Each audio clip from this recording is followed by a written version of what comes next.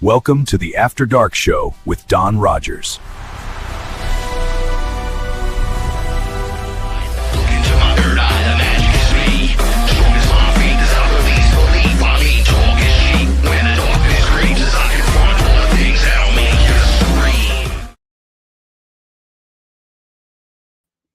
Welcome everybody to the After Dark Show. I'm Don Rogers. Tonight's guest is one that you may remember from season 1, and if you don't, I will give you a quick refresher. She is a retired police officer and detective whose high-stakes career on the front lines sparked an unexpected passion for natural and holistic healing. Tired of relying on conventional pharmaceuticals for everyday issues, my guest Susan Long began exploring nature's own remedies. Today, she channels that same dedication and discernment into crafting powerful double-infused mushroom tinctures. I'm probably saying that wrong. Tinctures featuring blends of like lion's mane, turkey tail, and I can't pronounce the other one, infused with premium ingredients, ormus, and pure intention for the highest good. These support nerve and pain relief and overall vitality. I'm going to bring her on stage because I'm absolutely thrilled to have her back. We had an amazing conversation in season 1, and she is just an absolutely amazing person to talk to. And I'm so grateful. Thank you for making time tonight, Susan. You're welcome. Thanks for having me. Oh, absolutely. I just wanted to carry on with what I was saying there because there's a bit more to the description. As a holy fire and Usui Reiki Master teacher, Susan serves as a radiant conduit for golden source light, seamlessly blending Reiki and sound healing, grounding practices, and entity removal, and quantum healing inspired sessions, whether in person or remotely via Zoom. She helps clients clear attachments, access past lives, heal deep trauma, and restore energetic balance.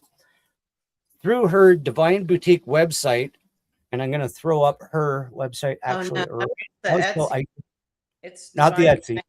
Yeah, I got it. Yeah, I had it written as Etsy, but I fixed it. It's the Divine Connection, and it's going to be scrolling the bottom of the screen the whole time. So she shares these handcrafted tools infused with oils, salves, and more, drawn from her own healing journey and the profound needs she witnesses in clients over the years. Susan's work is beautiful fusion of grounded and earth-based wisdom and interdimensional soul work, all delivered with integrity, compassion, and a warrior's heart. She's thrilled to connect and guide you on your path and help you reclaim your well-being. So I guess one of the first places I would go after first I'll say thank you for joining us again. And it is amazing. And it's been a minute. I know had you on in season 1, and then Kyla, Spinja interviewed you as well. She actually got to do the healing modalities and tender stuff too. And I was like, I really should have that on my show as well, because I'm on Forbidden Knowledge and that didn't really get out there that much. So your transition from your career in law enforcement to creating natural remedies is truly inspiring. What would you say was the pivotal aha moment on your job that made you realize that there's got to be a more natural way to do things? Well, I'm an O positive in an O negative family. So, and then I'm a redhead, so a lot of things don't work for me, or I have a bad reaction to them. So I started making herbal things back in the 90s. I had an herb garden, and I was canning and making like herbal infused vinegars and things like that for cooking.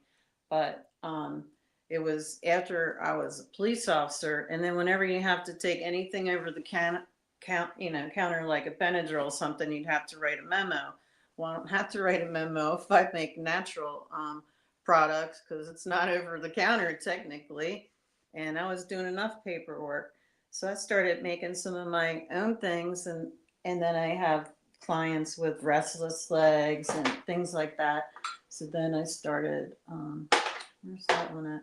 So then I made magnesium oil with MSM, and I used the ancient minerals, which are really good. And then I put Serenity essential oil in it, so that calms you down. Then it helps you sleep too.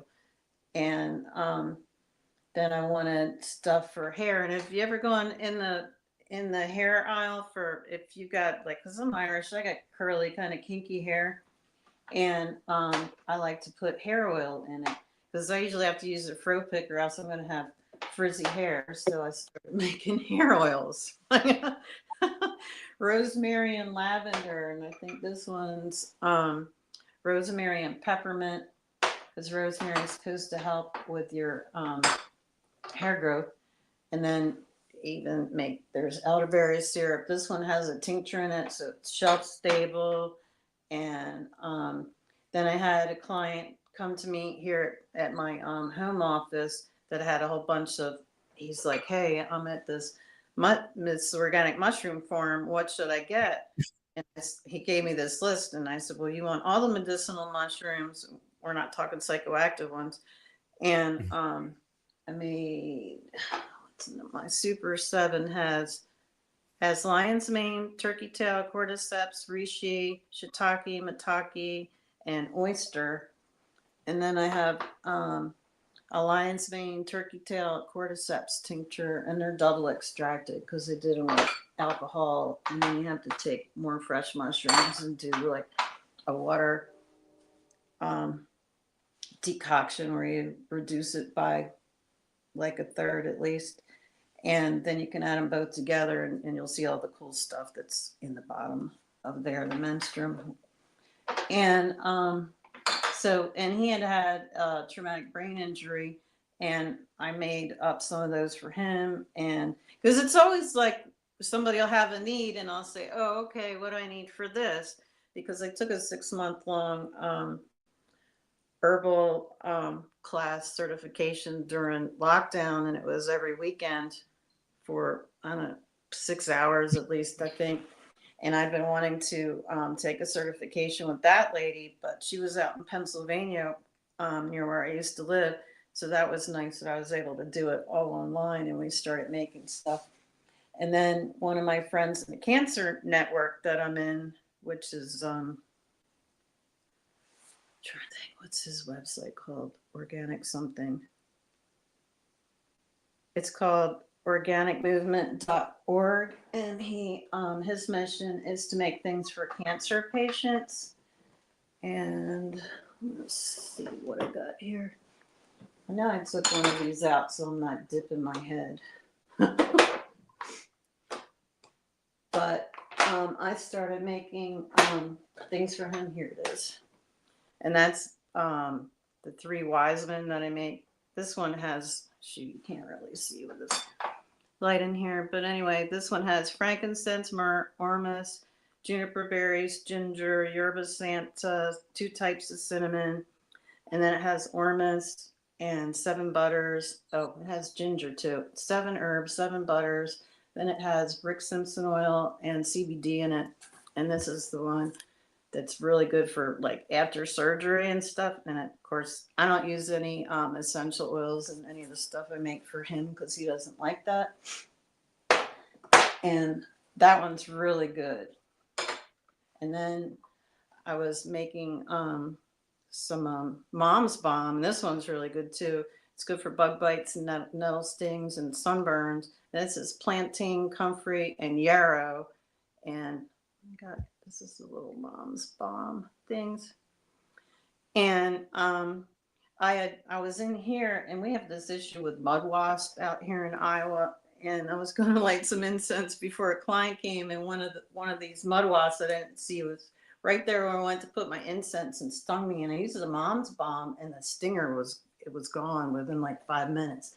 I was like, wow, this does really good. And go ahead. Oh, bee propolis. Yeah, I still have some. Yeah, I was just saying, you were talking about pollen there and the getting stung. You eat at 24/7 is giving a bit of a testimonial here. Susan's bee propolis, and yeah, I am not good with these words. Mullion tinctures work well for me. Mullen's really good for COPD. And Okay. I'm thinking, who's 24/7? I think I know who that is, but I'm not sure. And then, somebody will call me and say, hey, got something for cold sores. So I got a cold sore balm with echinacea, lemon balm, St. John's wort, peppermint, basil, melissa, olive oil, and beeswax. And these. Actually, these have some essential oils in them, but the other ones not so much. And I don't know. Well, also I make like these Mullen bundle things too, so you can smoke those. But I did that little video on YouTube, and I tried to smoke this thing because it's good for people with COPD. But I would put it in a pipe and smoke it because it gets kind of dusty when it dries, and I ended up choking on a piece. So it's kind of funny if you look at that video I put on YouTube because and but it does work. Because I usually make a joke, you can put it in your pipe and smoke it with other things, and it'll keep you from keep your lungs clear. And you could just burn it in your house too, like people burn sage. That's mullein. Well, it's got a lot of different uses. Okay. You walked us through earlier how you'd break down the mushrooms.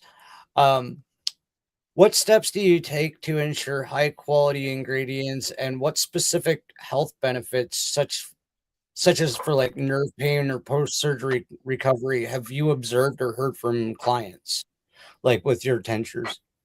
I don't have tinctures for pain, but I make my own CBD tinctures. But I usually do that with just the isolate that doesn't have THC in it, and then I put lecithin in it, which I've made for my friends, but I don't sell those. And then I usually use topicals, and then if you want to hear about some other stuff, I'd have to talk to you off. Okay, yeah, we won't get anybody in trouble. Yeah, yeah. No, I have a hard enough time staying on the air and not getting strikes, so we'll just we'll leave that alone. How did your background as a police officer and detective shape your interest in the practical natural remedies like magnesium oil or your three Wiseman salves? Do you have any favorite applications, tips, or protocols for using them effectively?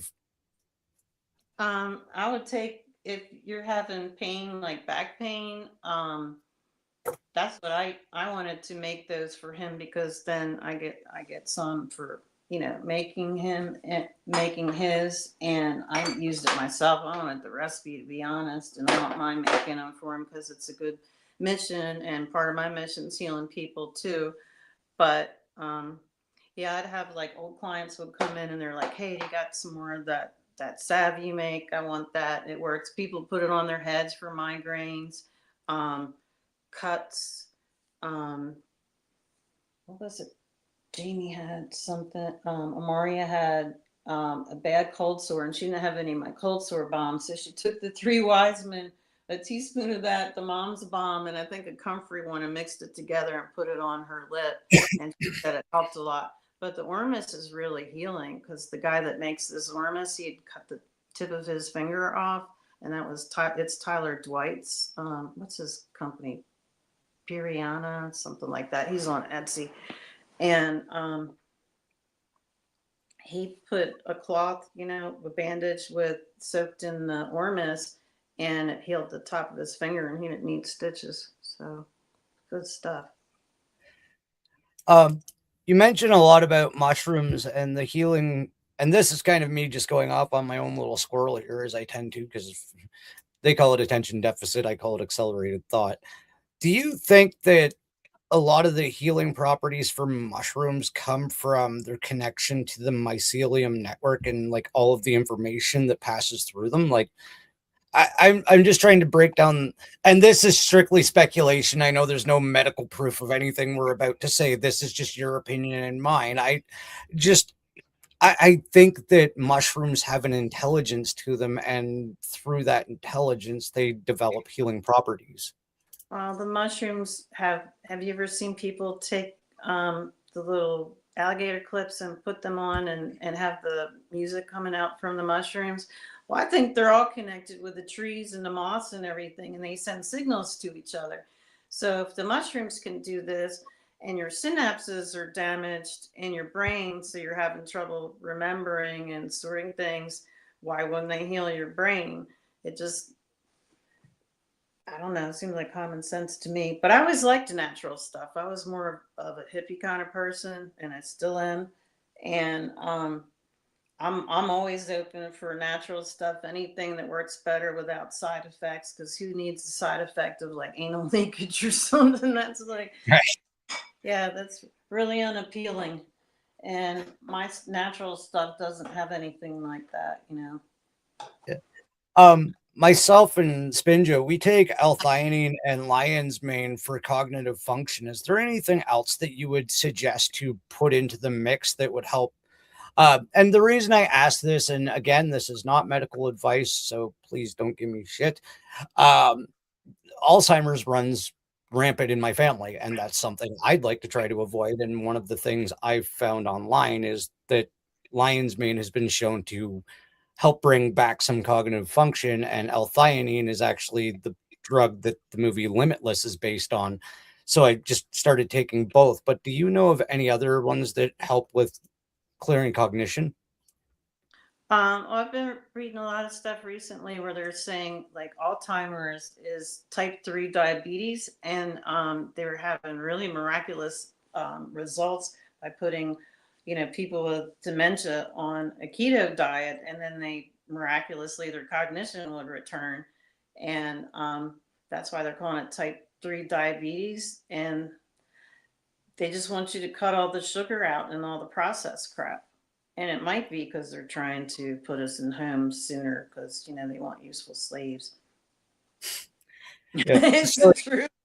No, I completely agree. That's why I didn't say anything. What was the name of the diet there? Any kind of keto diet where you're cutting Okay. out, you want to cut out all your processed foods. You want to cut out your bread because it's sort of glyphosate in it, and that's going to destroy your gut. And that's one of the things when, if you have diverticulitis, they'll tell you to get, yeah, don't eat the bread. And if you're going to eat bread, make sure it's sourdough. And it is less harsh on your gut if you slice it and put it in the freezer because that'll break down some of the starch so you'll be able to digest it a little bit better. I don't know if that'll help you with your gut issues, but you could try doing that. But regular bread, Yeah. it's just, We've pretty much, unless it's one of those cases where it's like crap, nobody has time to cook, we've pretty much switched over to sourdough, and it's a lot more gentle on my stomach than the regular. Now, if I could get brown flour sourdough, I don't know if that's a thing, but or wheat flour sourdough, but I don't know if you can do that or not. But um, shoot, I don't know if you could do. I started making sourdough like 5 years ago, and then I didn't because you know I'm not going to eat all that bread by myself. And well, but I started ordering the flour from Italy because it didn't have the all the glyphosate and everything in the flour. yeah, You know, trying and to. that's the one we're not going to touch with a 10-foot pole, but we all know it's glyphosate that makes you sick. And yeah, um, there's a question from the audience here, and I'd like to kind of build on it. Um, have you ever used milkweed, and for what benefits? No, but I've used jewelweed. That's for poison ivy. Actually, I was pulling my salves out, and I had 10 of them without labels on them. I'm like, what the heck is this? And I was smelling it. And I was like, oh yeah, that's the jewelweed that I made for poison ivy because spring's coming up and people are going to be out in the garden getting poison ivy. Yeah. Yeah, I've only had that twice in my life, and the amount of time I've spent in the country, I'm surprised. Like I ran through, and I think the only time I actually got poison ivy, I had already had open cuts, so that's why I got it. Um, is becoming a holy fire and uso. I always get this screwed up. And Usui. Usui, and I should know this because my partner is level 2 Reiki Master teacher. is a significant step. What drew you to these particular lineage or modalities? And can you describe a typical section where you weave in the elements like your singing bowls and grounding techniques? Um, well, I ground myself before I do Reiki because I'm also a psychic medium and remote viewer. So they're going to get a little bit extra besides Reiki. And I've got my whole room crystal gridded and the house separately. And I'll just start out with Reiki, and they're, somebody pops in that they want to see, that's okay, and sometimes you're removing things from them because I've seen all kinds of stuff with people having black goo in them in the programs that you have to go in and remove. There's shoot, one time I pulled, it was kind of like an emergency because Maria called me and she said she felt like she was dying. I said, well, can I pull your energy onto my table? And then I did. And she said, wow, I could feel you do that. And then while I'm trying to work on her, because her chakras were all off, somebody was trying to pull her whole energy body off my table. Because I know other people just sit there and go down, but I'm so used to have people laying down that I'll videotape it, and then when I pull your energy body on there, I can check your chakras with a pendulum so you can see, and then I go back at the end so you can see, but you'll feel stuff too. And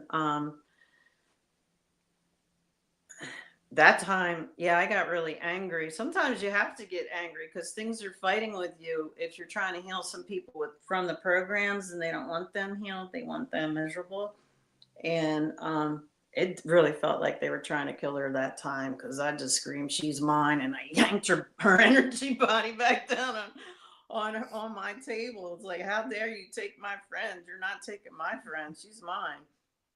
And yes, there's been some crazy stuff. And then I'm out here in Iowa because I was tricked into coming here. And there's a lot of problems with pedophilia out here. And you have, I was a sex crimes investigator out in Delaware, but the stuff out here is just so many biological fathers having these little parties and inviting their male friends to come over and have sex with their little kids. Yeah, the boys, daughters, and the sons. And I've heard that story way too often here. And sometimes I have to be a witness for people. One lady came in for, she wanted to do a quantum trance regression. And that's when I realized that I can't regress people that are on schizophrenic medication because it keeps them from being able to visualize. You know how you have to visualize because you'll start running through Dolores's thing and it's like, can you see a blue car? Can you see a yellow house? Can you see this? And then you get up onto the cloud and stuff. But I couldn't get her to visualize anything. And then she told me she was taking medicine, so she couldn't see stuff. And I said, okay, well, since you traveled all the way here, do you want a healing session? And that turned into me being a witness because I went to scan her with Reiki, and then I didn't see it when I was up at her head. I got over her abdomen, and I could see her telling her mother that her dad had done stuff to her. He had raped her, and her mother smacked her in the face and called her a liar.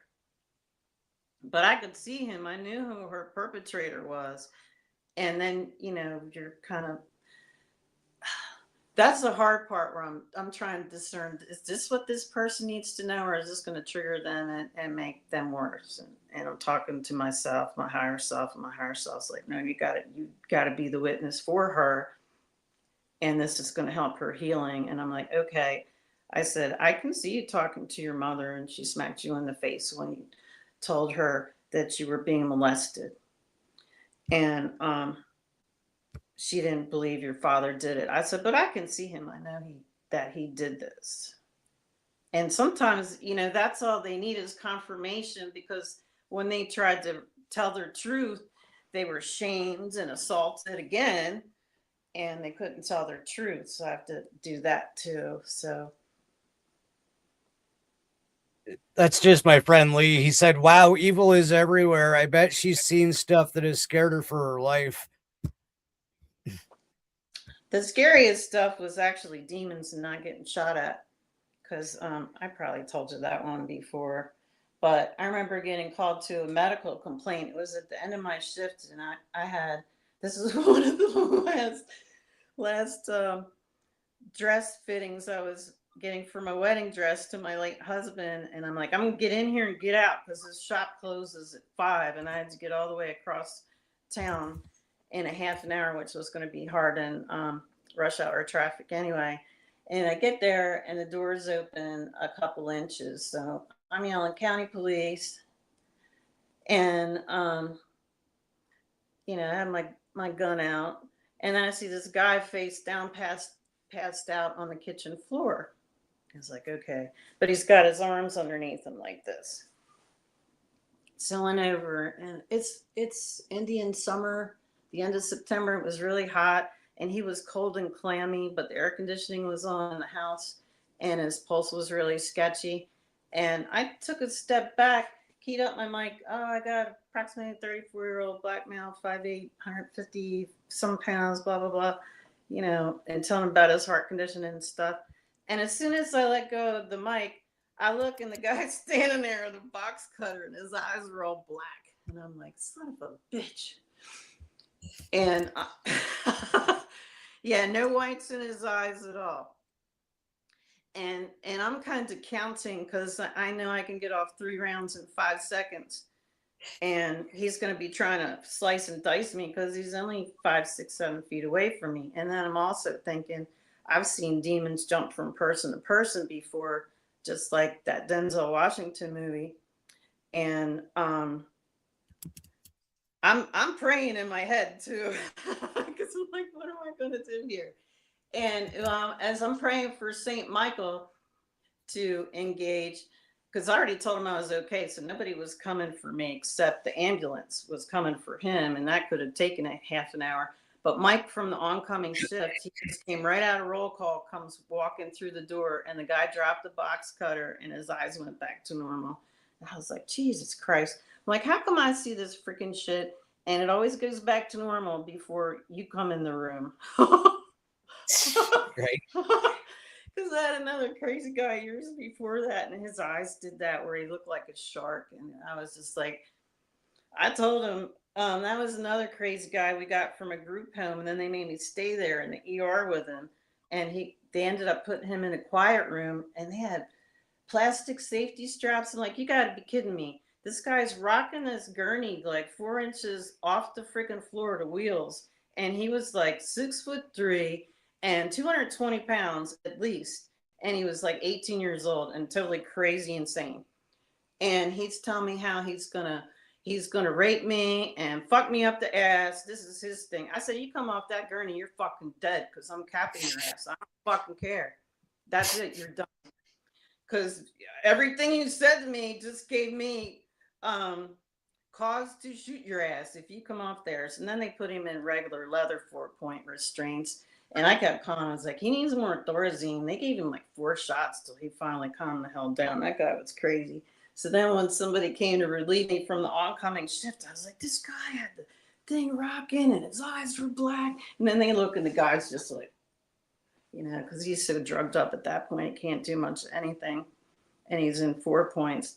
But yeah, I thought I was going to have to kill that guy because he was pretty scary. I don't like crazy people because they have insane strength, and there'll be 4 to 6 of you on top of them, and they'll just fling you off like you're a gnat. Yeah. And yeah. We had a question from the audience, and since we're speaking about demons, the question was, what does she know about Oni, O-N-I, the demons collectively called Reiki? I think it's Japanese thing. I don't know. I'm not familiar, so I can't speak on it. I don't know what they're talking about. What is it? O-N-I. O-N-I? I have no idea. Yeah. Must be some religious person because they'll say Reiki is the devil. Um, During your holy fire training, you experienced powerful visions of healing secret space program individuals on other planets. How have these multidimensional experiences influenced your current approach to energy and entity work, entity removal, and helping clients access higher realms? Jesus, I write hard questions. Well, you can go back and forth in their timeline, and you can, with Reiki, you can actually send Reiki to your future timeline too. You know, healing to it. But Yeah. Reiki uses symbols, but I don't always use symbols. I got Reiki certified just to give a name to my healing energy, and I just call that fame on alchemy because that's all me, and I don't use symbols or anything because some people don't like symbols because as you see in the chat, some people are like, "Oh, Reiki's the devil," you know. Actually, I was told by someone else that Reiki was given to Master Usui by some ETs because they made his life so miserable. So they gave him this healing modality to use. Uh, you spoke earlier about your quantum trance sessions as well. In your quantum trance sessions, how do you guide clients using visualization and pure intent to access past lives, soul records, and heal trauma? Well, we go back through, you go back through the script. I try to get them to 3 past lives, but I have to know what their intent is because you're gonna have a better session when you want to when you know what they're looking for. Because you have to keep asking questions. Because if I go for a little bit and I don't ask a question, you can fall asleep. And I want to keep you answering questions, but I also want to know which way are we going with this because then I can also and I record it so you'll have it to go back to listen to. But because everybody's looking for something different, you know, in Yeah. their past.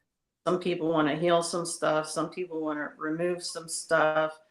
And it's also better to have somebody who's a healer with you because if you start freaking out when you're under, I mean, I'm going to tell you this already happened. You're not going through this again, blah, blah, blah. And just give them a blast of Reiki too to calm them down. Um, do you have a standout story where a client experienced a profound breakthrough or experience through this release experience through this process? With the quantum trance, Yeah. we had actually had one person weaponize it to harm me, to try to traumatize me with lies, which was, yeah, that person's mentally ill. I'm not even going to go there. But probably one of the cooler ones that I did was from one of the local people here, and she had a fascination with wolves. But then we went to one of her past lives. She had a wolf pack that she worked with, and she also has a business here where she's a nurse, and she her real love is grooming dogs. She loves dogs. And we saw the first time she came in, but she was here for Reiki. That time she has this big lichen. He's huge. And like his haunches back here, when he would stand, they would be all the way up and his head would be down like this. 'Cause I have tall ceilings because I'm in a Victorian, but he was even taller than that. But he had to kind of like go like this to get his head under the ceiling. And he wouldn't look at me. Their guides will just stare at them like, what's she doing? And sometimes, like one nurse that I have, but that was another healing session. Like her mom that passed away is so bossy that as soon as she's on the table and I walk in the room, her mom's standing there going, "She hurts right here, right here." And it's like, "Look, mom, she hurts. I can feel her before she gets here."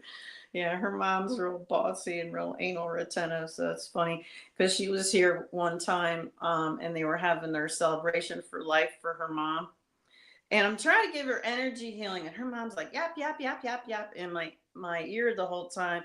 I said, "Oh my God, your mom's Your mom's giving me shit. She's saying somebody's putting the deviled eggs on the wrong plate and she's freaking out, you know. She was trying to boss people around, but they couldn't hear her. I could hear her because she was telling me and I was telling her daughter. And she said, "Yep, that sounds like mom." I said, "Yeah, my mom's crazy like that too. Each piece of china has put a certain thing in it, you know, on this holiday and nothing else. God forbid, it's sacrilege, you know." What age did you notice your clairs? Because you're talking about clairaudience, hearing people in other realms and stuff. What age did you notice those start to come through? That I noticed that other people couldn't. I was 9 because my mom's best friend passed away, and then she came to see me. But then I'm third generation Irish American, but we believe that you have so many days, like usually 72 hours to say goodbye to whoever can see you with whatever, however strong their antenna is. They might dream of you, they might see you in a room, they might see you across the street laughing or something, or hear you laughing, and that's all they get. Whereas that time, my mom's best friend, they were 30 years old then, I guess, had gotten leukemia, and she was like 5'9", 150 pounds, and she had this glorious brunette hair, and she had lost all her hair and went down to 90 pounds. And that was I guess that was 6 months she was in the hospital, and I wasn't allowed to see her because I was 9. You had to be 14, I think, back then to go in intensive care. And I missed her because her and my mom were such good friends. She was always there. And one night I woke up because she was in my room and she turned my light on my nightside table, and she sat on my bed. And I was so happy. I thought she was healed because she had all her hair, because I hadn't seen her. I just heard stories. And shoot, my hair being all crazy. But she was telling me how she was going to see me many, many years from now. And I didn't understand because I was 9, because you're here right now and you look happy and healthy. And she's like, "No, no, no, I won't be here for your high school graduation, your wedding, or any of this other stuff." And then she tucked me in, kissed me on my forehead, and left.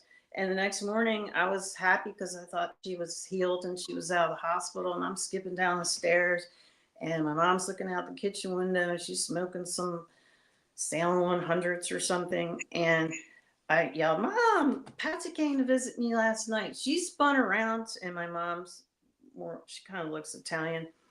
And she has olive complexion and dark hair. And she had circles in her eyes. I could tell she'd been crying. And she usually wasn't up early either. And she screamed at me, "How did you know she died last night?" And I was like, "Ooh, I didn't know she died. I thought she was alive because she came to say goodbye to me." That actually is a story I was hoping you would tell tonight, because I've actually heard you mention that story before. My biological father passed a few months ago, and without getting upset or really into it, he was a very physically abusive, emotionally and sexually abusive man his entire life. Well, up until about from 5 years old on. And I'm going to do a bit of a backstory and I'll do it really quick. He got what they used to call the fever. And my great grandfather told me that he was a normal kid up until 5 or 6 years old. He got the fever, and then something came over him, and he was never quite right the same. And they found him eating gravel at the end of the laneway, and like just the shark eyes, like what you're talking about. And he could function as an almost normal human being, but he was just a terribly abusive person. I didn't have a whole lot to do with him. That wasn't an abusive situation. And when he passed, I woke up that day and I looked at Spinge and I'm like, you know what? I think I'm over this. I feel okay. I know at one point he was just an innocent child, and that's the person I'm going to forgive so I can get over this myself. It was the next day that my stepsister phoned me and told me that my father had died at about the time when I woke up and would have had that thought come through my head. Is that something similar to what you're talking about? Like, did he transmit some type of message to me like, hey, I'm sorry for being a piece of crap. I'm out of that body. I'm not that demon. Is that what happened there? I'm just asking for your opinion. I know you can't say unequivocally, but I would say yes because I'm getting goosebumps down my legs and arms, and that's my towel. That yeah, that's what it was. okay. I just wanted to ask somebody that's a medium about that because like it was a very strange, like I've held a lot of hate towards this man, and rightfully so, and I'm not gonna get into it. But like I woke up that day and I was like, I'm just okay with his existence. I'll just let it be. And then my stepsister got a hold of me the next day and they're like, yeah, he died outside of a crack. Well, it was a shitty motel because he was in there smoking crack and he like just slumped down and dropped dead. And I guess that would be about the same time I was waking up and felt refreshed. And I was like, yeah, I forgive him. Yeah, because your cord was broken. Holy shit. So that was literally the severing of a cord. Okay. Um, Yeah. Ugh. yeah. Speaking of entity entity removal and attachment clearing can be intense work. What specific methods do you use, such as employing a wand to burn them off or pulling out black goo energies? How do you protect your own energy field during these sessions to stay clear and grounded? Try to stay really grounded. And I noticed that if I use a wand, like an organite wand, um, some of these entities can't bite me because when I would try to go in with my hands, I would feel these. It would feel a lot of times when these attachments are on there, they would burn me like a jellyfish. That's what it felt like anyway. And I can't see it with my eyes unless I close and look with my third eye. But this thing is burning me in 3D. So I ended up getting a wand and I like to use that. And if I use a wand instead of my hand, it's not as emotionally taxing because sometimes when you're going into that stuff and you're seeing your client being abused or whatever, I still have my warrior energy, my copper. I'm like, I want to crush this person that harms you, but then I have to huzzah, and push the love, the healing into them too, So I got to walk the middle path because I don't want to ignite fire or anything crazy. But yeah, when I did the Holy Fire Master upgrade, my healing energy gets really hot. And I'll just, even when I'm scanned, I can feel where their energy is off and feel things. And I'm usually when I'm off, I like to just go out in nature or something. But, because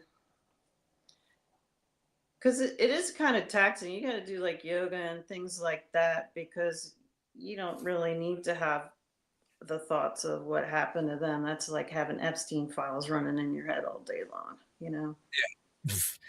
Nobody needs that. Nobody needs that because that's too much to deal with. Okay. Well, I'm going to shift gears back. Um, your infused oils and products like frankincense and myrrh, with you infused your oil products and oh my god, I'm tongue tied tonight. I'm still not feeling that great, so I'm doing my best. You infused your infused oil products like frankincense and myrrh with ormus for skin rejuvenation and rosemary and lavender for hair oil are so thoroughly crafted. How do you source your ingredients, infuse them with healing energy, and what customization options do you offer on your website for clients? I don't know what you mean by customization. Like if somebody wants something like to make an infused oil, if I'm doing it like a sun infusion, that's going to take 8 weeks. If I'm doing a hot infusion, that takes 6 to 8 hours. Um, like different herbs are different. Like if I want to make comfrey oil, I think that one's 12 hours in the olive oil on low in the crock pot. Um, yeah, everything's different, but I like to wild source stuff. If I can grow things, I'd rather do that than try to order organic offline. But you're gonna have to do it sometimes because you can't always get all the herbs that you want because they don't all grow in your area. Um, How long is an average healing session? Like if you're doing a Reiki and body scan and maybe even an entity removal, and do they sometimes roll one into the other? Like if you're doing a scan for somebody and you see something, do they have the option to, okay, let's do that as well now? Well, yeah, but I mean, when I'm doing online, it's an hour and it's recorded. But I have like walked in a room where I was supposed to be doing body work, and I see this. There was this one young lady, and she was supposed to be face down. I came and she was face up, and she had like this big glassine bubble coming up from her root and her sacral chakra, and it came up like 3 feet off the table. And there was this Amish man from his hat down to his torso in this glass. It was kind of like a comic bubble. And I walked in the room and I said, I know that, I was supposed to do body work, but I got to remove this energy from you. Is it okay if I do that? And she was like, sure. And she said, and she had that sing song accent that the Amish had, but she wasn't dressed Amish. And I said, I said, can I ask you a question? Are you former Amish? And she was only 18 or 19. And she said, yes. And she said, I was molested. That's why I left the Amish. I said, I know you were, and I can see who it is. Because he's attached to your root and sacral chakra. And I think he was still alive. And that's why he was dug in there so deep. And first I kind of went with my hand and was like, I'm going to try to chop this off but I had to just get in there and just burn him off. I couldn't just pull it out. I had to just use holy fire and just incinerate the root, the heat. It was gross. You mentioned earlier, and I've heard of this, and what is Rick Simpson oil? It's pure THC, and that guy make the stuff for the cancer guy. That's part of his mission, and he makes it with 16 to 22 strains of indica because you need, what is it, 60 grams in 60 days to shrink your tumors, which is kind of hard. You have to be off work because I don't know how you could work and get a gram of Rick Simpson oil because you'd be looking for a corner to curl up in and take a nap. So Yeah. And again, this is where I have to, in my chat, there's always one of my best friends in this world. He received a double lung transplant, was supposed to be in a coma for a month, and miraculously was awake that day. And the doctors actually credit his tea. He makes his own THC tea. And they don't understand. They actually call him an enigma. They're like, first of all, he shouldn't have lived long enough to get the lung transplant. His possibilities of waking up from it were not very well. And like, they are just absolutely dumbfounded. And he accredits all of it to his marijuana tea, like his THC tea. So the healing attributes of THC are definitely something that I think a lot of people with illnesses should look into. I'm trying to say this in a way where I won't get in trouble. yeah, and you can use it for pain too, because yeah, they want you to take more of it orally, like more like a gram orally, and then if you have like vaginal or colorectal cancer, you're going to want to put some in the other places. But yeah, to shrink the tumors. But then if you take the mustard gas, you're going to have to take twice as much of the Rick Simpson oil afterwards to get over the damage of the mustard gas. Yeah. I like how you worded that. That's what we'll go with. Yeah. As someone trained in psychic mediumship, how do you establish strong boundaries with spirits to maintain safety and clarity? I don't channel. I think that's rude because this is my meat suit and I'm the only one that's going to talk through it. And they can telepath me, they can be in the room and talk to me, but they can't bother me while I'm sleeping unless it's an emergency. Um, yeah, usually they don't usually bother me like they did when I was a kid because they know how to use my boundaries. That's one of the things that I think this community could use from a 101 standpoint almost anytime we possibly can is that self-protection and boundaries. What is some of the few tips and advice that you would give people to set the boundaries to not be bothered from the ethereal or other densities? Because I know a lot of us in this community are bothered by things from other realms. What what would you suggest people do just as a basic protection or even some more advanced? I crystal gridded my bedroom, but then you got to go through, and it's easier to charge it on a full moon. And I just go through with my wand so I can hear the crystals singing in the grid, and then I know the grid's active again. Because sometimes it'll lose energy, and you got to go back in and recharge it. And I was having some issues with some things bother me at night, but that was related to you know who.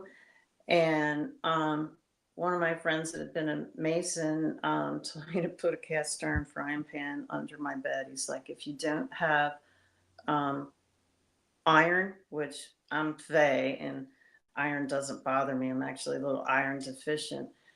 But that, and I ended up getting a black light because it's easier to see things in the black light. And start, if you're having problems, start recording stuff. Put a camera in your bedroom, because I have over Christmas something was walking around on my second floor and I wasn't home, but you can see, I put it on YouTube, there's these two black shadows that walk in upstairs in my house and you can't tell what they are. You mentioned your YouTube channel. I didn't put that in the description. Do you want to tell everybody where that is? Like what's it called? I think that's Divine Connections with Susan. Okay, Divine Connections.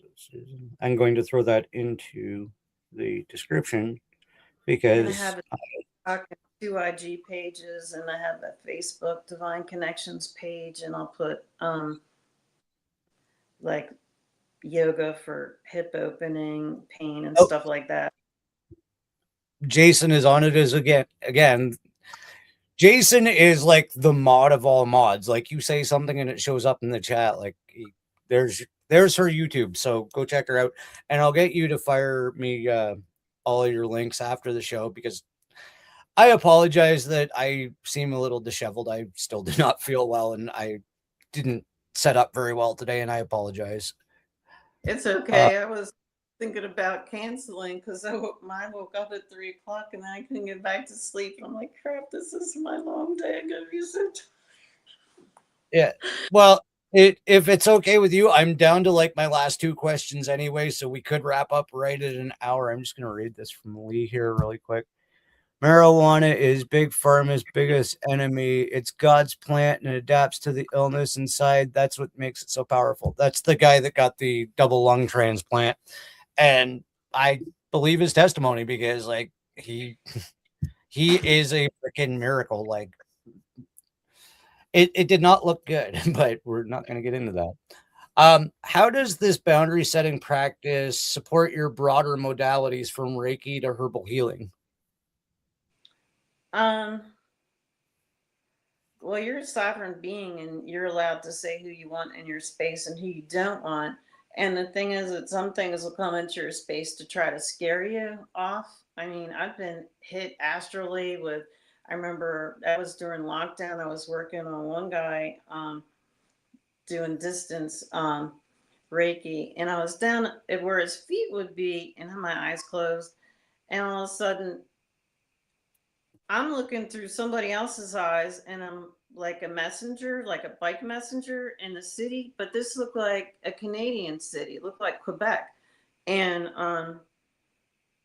with the big tall French looking buildings, and I'm holding on to the back of this panel truck and the panel door goes flying up really quick. And there's a little boy and a little girl in there that are bound and gagged. And then I don't know, somehow I remote viewed into somebody kidnapping somebody, which looked like Quebec. And somebody astrally whacked me right in the right temple. And and when they hit me, there was like one of these black goo slug things. They'll be hanging off a lot of times when people have migraines, it's one of those things, they have like 3 teeth and they'll like get in there, and then I got to go pry it off and burn that thing. And that's what was on me, so I had to take that off. But I said, do you do bike messenger stuff? Because I didn't know how I got into that, because I said I just saw 2 kids being kidnapped, and I didn't know if that was related to him, and somehow it wasn't. But somebody got mad that I accidentally was remote viewing something else, and they whacked me. Yeah. And then I remember having one client come in here, and he said, "Yeah, my mom, she's been sending black magic to the witch on the hill." I said, "Who's the witch on the hill? I live on the hill." Oh shit. I said, "Is she not like me? Because I'll get like some bad juju sent my way, and I'll just send it right back because I can smell it coming in." And yeah, there's a lot of black witches out here in Iowa too. And they don't like you helping people. And then there's the watchers that watch us. And these are other remote viewers that when you're trying to remotely heal somebody, they will try to shut you down and hurt you, which, yeah. It's a crazy experience. I don't have a proper English word. It's a wild experience when you start to discover the astral and the things that can affect you in the physical. Uh, you were saying you just throw the dark energy back. How, like, is that just intention? It's like, no, I don't accept this. Like, how do you deflect that so efficiently? Just with intent, because you smell it coming in, and I'll be like, okay, I return to sender. And sometimes if it's the same person doing it, I might return it times 1,000. Or I think I only returned it times 3. And this person that was harassing me, the next time I saw her trifling, but her ankle was shattered. Oh dear. Yeah, I do healing. It's like, you don't send me that energy, because I'll slingshot it right back to you. And that crap you sent to me, you're gonna be, I don't know who it is, because they're limping. And and I hope she thinks about me every time it rains and snows. Yes, I did, because you were cutting up chickens in your kitchen and sending me black magic, and I don't need to cut up chickens. I don't need to do spells. I'll just send it right back to you. That's really good to know, because that's a question Spinja has often had, is like, can you just send it back? And it's good to know, like, it's just the intention. I'm like, no, send it back. Take your negative shit. Way you go. Bye bye. Goes Yeah, back to you. here you go. Take it with you. Don't let your Just negative hold up the Uno shit. card back to you. Like, Well, you can always put little mirrors on all of your windows, and when they send stuff, it'll just get deflected right back to them. I'm not a witch, but I had to learn some witchy stuff to protect me from the witches. So, that is true. So the last question I have is, did you find transitioning to powerful intention fused products to online sales comes with unique challenges? What hurdles did you have to overcome in that shift? Because I know you do conferences as well, but when you went basically into the internet space instead of just selling them, how big of a hurdle was that to get in there and get people to notice your market, or well, notice you market? it was a little bit easier to sell things on Etsy, but you couldn't say what the thing was for. And then if I put what it was for, I'd get dinged, and then I got kicked off of Etsy for saying what the herbal products were for. And I just have my own website now. So, That's awesome. Before we take off, do you want to tell everybody once again where to get a hold of you? And do you have anything to close on? Because I've just been asking questions. I should give you some free time to express yourself as well. Do you have anything you want to share, or information that you think is prevalent that people should really know about your modalities, your tinctures, and everything available through your services? well, I holy fire charge all my tinctures and stuff, because I remember Aurora told me that her daughter said, "Who gave this to you, a witch?" Because she said, it was one of my things. Shoot, which one was that? I think it was wild yam cream. And she said, yeah, my daughter said, who made this? Was it a witch? Because it has energy in it. And I said, well, yeah, I put healing energy in it so that you'll heal faster. You know? That's so cool. And, you know, this is something I knew nothing about, the healing energy and energy work and stuff. And I noticed, I'm going to ask you one more. I've noticed with you as well, you don't stick just to Reiki or use the symbols. And I find that a lot with good energy workers, or ones that know what they're doing. They kind of pick out different things from different modalities and then build their own self modality, like what works for you. Is that basically what you've done, is like learn from this one, take what works? It's basically discernment through energy work. Yeah, that's why I called that one fame on alchemy, because I take things from past lives that I remember and put that in there, and then, well, because I'm a body worker, but every 2 years you have to learn a new modality to renew your license. And I would pick a lot of woo-woo stuff because I like cranial sacral, and then I was adding Reiki things in there, and it's just learning new stuff all the time. And there's so many different energy work modalities. It doesn't, like, people know what Reiki is, but if I say, oh, well, I'm doing this thing I remember from being in the Tuatadanan, they'll be like, huh? So I just say Reiki. Yeah, I find that's a lot easier, because I learned that when I did the spiritual and metaphysical fair. A lot of people like have a hard time defining their titles. So I like how you kind of broaden the scope and just cover all of it. That's about all I have for tonight, because I am still feeling like crap, and I know you didn't have a good night either. So once again, I want to thank everybody who participated in the chat. And Susan, I want to thank you for your time. I'm sorry neither one of us were feeling super great tonight, but we still put on an hour and we got out some good information. And I appreciate you coming on even when you were feeling like crap, because both of us almost canceled. I'll put it that way. Like, I was laying in bed till about 2 hours before the show going, I haven't been to work in 3 days. I felt so bad. Right. And I was just like, oh my God, I got to do this.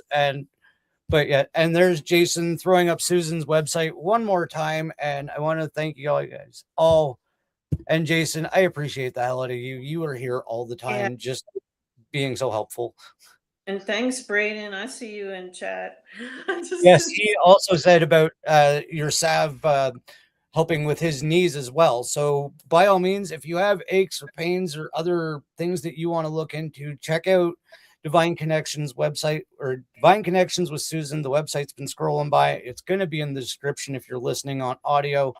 And speaking of shameless advertising, this is my end where I help the community through Trippy Island Productions. I've learned how to make some pretty good advertisements, and he also made an advertisement for my friend over at BG Cast. He's another member of the Forbidden Knowledge Network. So those are going to be coming up. They're just about 30-second clips right at the end when I play the outro. And I mentioned Trippy Island because, as usual, there will be an after party over on Trip's channel. And if you donate to Trippy Island, you will be entered into the drawing for one of 3. And me and Kyla have the other 2. The only in circulation After Dark Show t-shirts. These ones will never be reprinted. There's only going to be 3 of them. So any and all donations to Trippy Island gets you entered into the draw for those, which will be done on March 4th, because I was born on March 4th and it's my birthday present to me for you guys. So I just want to let you guys know to follow us over. Oh, I just got a message. The show starts at 10 p.m. Eastern, so there's going to be a bit of a gap, but absolutely hop on over there when we're done here, well, at 10 p.m. Eastern. And I love you guys. And like I always say, thank you for participating. And if you can, please go outside, because it's a lot better than sitting in front of this screen. Hey, Norfolk County. Home needs fixing? Freedom Handyman Norfolk handles repairs, renovations, snow removal, and more. Small team, big results. Check out for Freedom Handyman Norfolk on email today. Freedom Handyman, ready for you. Metals have been melted, molds have been poured, coming soon to Braden Missile online store.